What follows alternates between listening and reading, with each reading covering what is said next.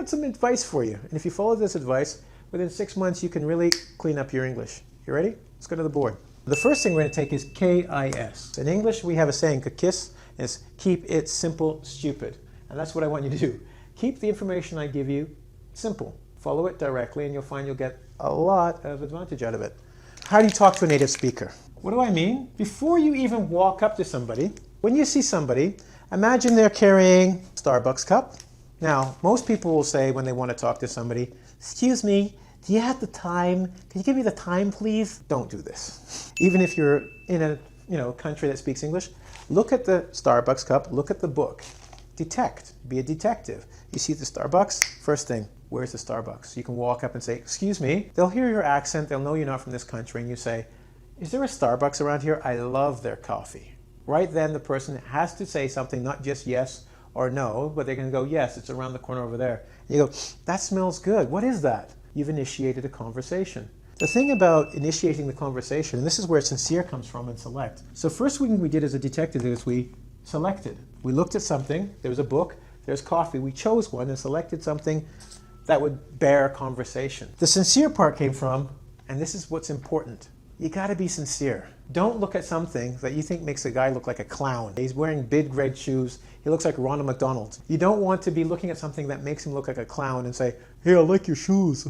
Because you won't be able to follow up on that. And that's the important part of conversation. Now, you're not on TV, unfortunately. You're not Brad Pitt or Angelina Jolie. Sorry. But what you want to be as a reporter, and that is meaning open-ended question. Ask open-ended questions. Like, where is there a Starbucks around here? You can't say yes and no to that. You have to say, oh, the Starbucks is down the street, blah, blah, blah, blah, blah. That gets you to work on your listening skills to understand English, but it makes them actually speak to you for more than 5 seconds. By turning around and going, that smells like, I don't speak Starbucks, I'm sorry.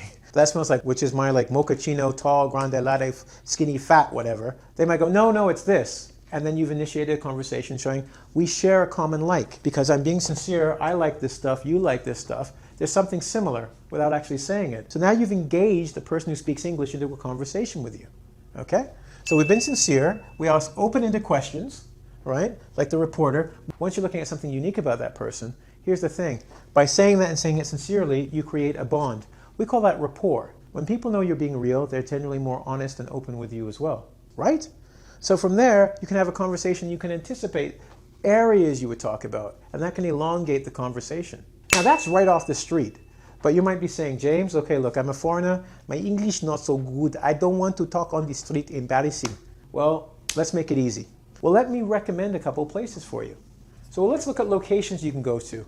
One location would be based on you. You're probably a student of English. Okay, yes, I said it, Starbucks. But as a student, really, a good place for a student to go is to an art gallery. Think about it. If you're at the art gallery in the middle of the day, you better have money.